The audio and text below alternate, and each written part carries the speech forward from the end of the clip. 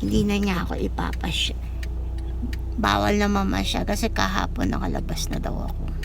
Ay, kakahapon. At hininga daw ako kahapon. Hindi na namin kaya. Sobrang alat. Pero, tinatry pa niya. Kasi mahal eh.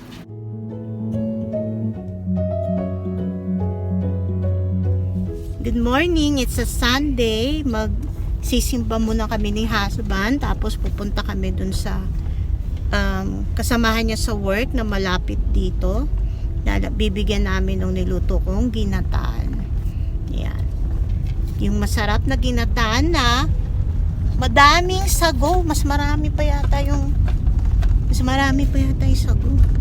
Ano pinakuna nun? Yun. So gogo na kami. Late na kami sa simba. Kasi sumakit pa ang tiyan.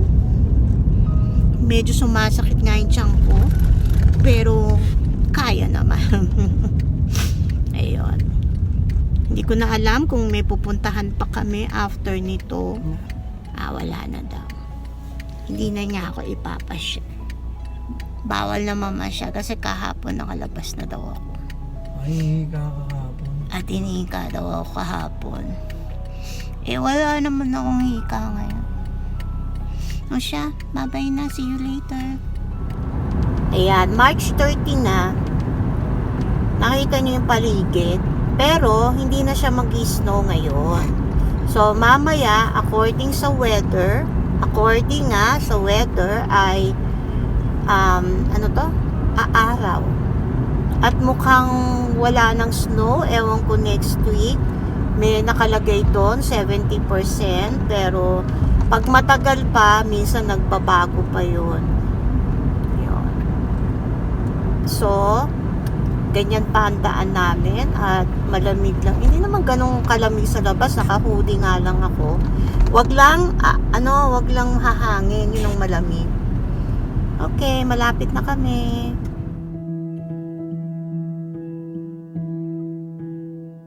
Kakain muna kami sa food court.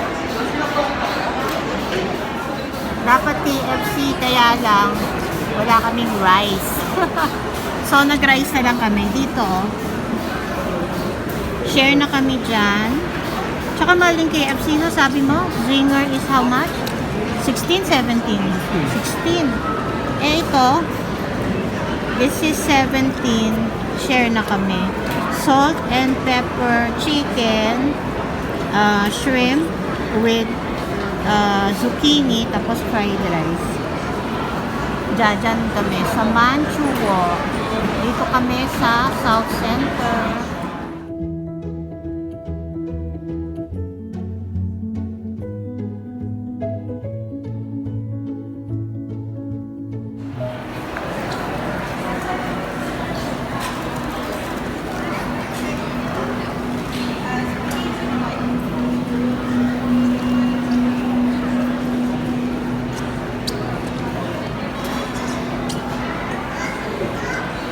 Lakad muna kami saglit. May Cineplex dito? Ha?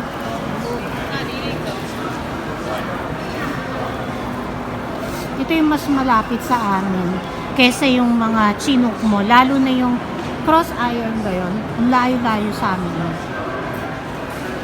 Ayan, makapag-potato corner muna kahit mahal. Yan, pag dito, puro Pinoy. Ay, hindi naman. Oo, para silang puro Pinoy. Tapos may chat time din siya. So, we ordered the Terra fries. Yung malaki. Terra fries, 2 flavors. Siya lang yung pwedeng 2 flavors. Sa kanila. Ay, may mais ko. May mais kong yelo sila. Upo muna kami kasi mag-charge ako tapos nag-order kami ng potato corner. Ito na ang magkano to? All $13. 12 plus tapos syempre tax. Ayan. Bale, smoky barbecue, bago nila yan, smoky barbecue flavor and sour cream and onion.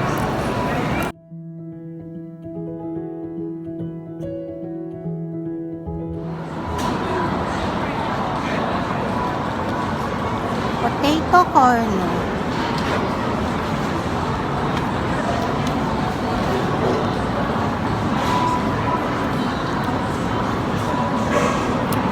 Mahaba natin cheese. Kaya lang dapat less cheese kasi maalat yun eh. Parang maalat dito. Yung kinain ko sour cream. Ito, barbecue flavor.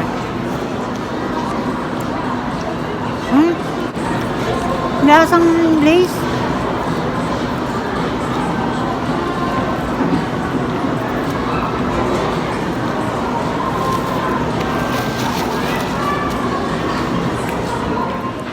Naalatan na ako.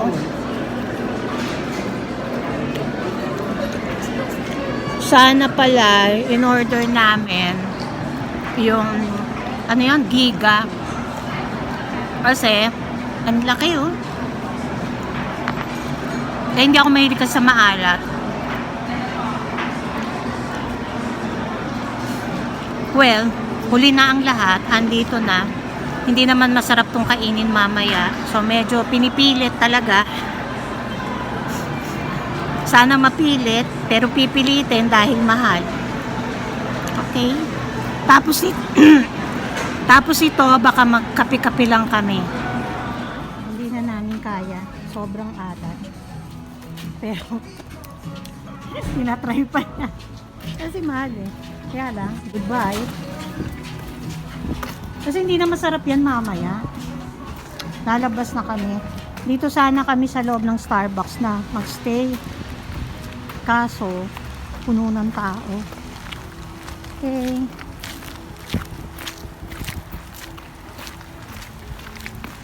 Lista kami. Cappuccino, hati lang kami. Kanya to. Kasi naglalagay ako ng yelo. Hello, alas 11 na. Parating na ang asawa ko. Labas na siya sa work. So, nag-garlic rice ako kasi meron akong kaning lamig. Tapos, meron akong beef pa. So, this is parang tapa. May mushroom and bell pepper. Ayan. So, kasi ako, tama na sa kanya to. Sobra pa nga to sa kanya. Kasi parang di ako gutom. So, bahala na kung kakain ako mamaya. Kasi nagsaging ako. Minsan pag kumakain ako ng gano'n, parang nabubusog na ako. Kayo naman, ano ang ulam nyo ngayon? Ngayong tanghali? Ngayong hapunan? Diba? So, kasi magkakaiba tayo. 11 sa amin. Mas ano pa to, advance pa ng 1 hour sa Vancouver time. So, sa Vancouver area or sa BC, it's 10 o'clock. Kami ay 11. Okay? Tapos sa Philippines, kasi kung 11 a.m. dito, plus 2 hours, so 11, 12, 1, pero baliktad, 1 ng umaga sa kanila at sa inyo pala. Yun. Okay, so tutuloy ko lang to. Maya-maya, kakain na yun kasi pagkakain niya, magre-rest lang tapos mag-iidlip bago pumasok sa full-time work. Ayan, pasensya na kayo. Tingnan nyo Pero minsan yun masarap na diba? Yung pambahay, yung maluluwag. Hindi naman ako maarte. Ayun, o siya. See you later. Magluluto lang ako ng konting arroz caldo kasi para kay husband din dahil parati siyang inuubo lalo na sa gabi. Ito yung chicken meron niyang salt, hindi, patis nga yan patis lemon kasi pang prito pero hinati ko. Ito gagawin ko dito sa sa arroz caldo. Yan, nilagyan ko yan ng soy sauce, yung dark soy sauce kasi ayaw ng husband ko na puti yung manok pag sa mga ganito. So, ipiprito ko pa ng saglit. Inuna ko lang tong bawang dahil tatanggalin ko dahil sa bandang huli tsaka ko yan i-add sa lugaw. Okay? Hindi ko na ituturo kasi alam nyo na naman kung lugaw Luto na ang arroz caldo. Konti lang yung chicken yan. Pero, basta malasa, okay lang. Kahit yung pinaka ganito lang, diba? Makita nyo, gumamit pala ako ng malagkit rice. Misa kasing ginagamit ko dyan yung regular rice lang. Tapos, yung color niya ganito, walang kasuba yan kasi nga because of the soy sauce, diba? Ang arroz caldo, or kahit anong lugaw, yung tipo bang pag bago mo kainin, dinadagdagan mong water. Kasi mamaya ano na yan, mas thick na siya. So, kahit anong dami ng tubig mo, usually, magsi-thicken pa siya. So, yun, pwede ng almusal din ni husband. Para talagang walang laman, Meron naman, Magpiprito pa ako ng ng tawag dito. Ayan, laman naman po yan, Magpiprito pa ako ng tokwa. Para kainin with this. Tapos, alam nyo na, pwede rin chicharon. Meron kaming chicharon. Ay, lalagyan pala ng green onions. Meron ako. Wait.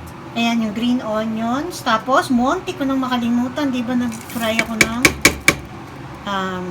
tawag dito? Bawang kanina. So, yan. Pangpasarap. Di ba? Ang ganda-ganda na, Kain kayo. $10 lang per scoop. But, yan. Very, very good. Kain na. Ayan, nagpa-fry na ako ng tokwa. Bali, ang gamit ko ay extra firm na tofu. Ayan. Meron na rin akong sauce. Ito yung sauce ko. Bali, may chopped onion, chopped garlic, tapos suka, and dark soy sauce, sugar, black pepper, lemon juice, ano pa ba? Yun lang. Masarap yan. Tama-tama yan doon sa tokwa. Tapos pwede na rin siyang sauce ng lugaw. Ako ganun ginagawa ko, itong nilalagay ko sa lugaw.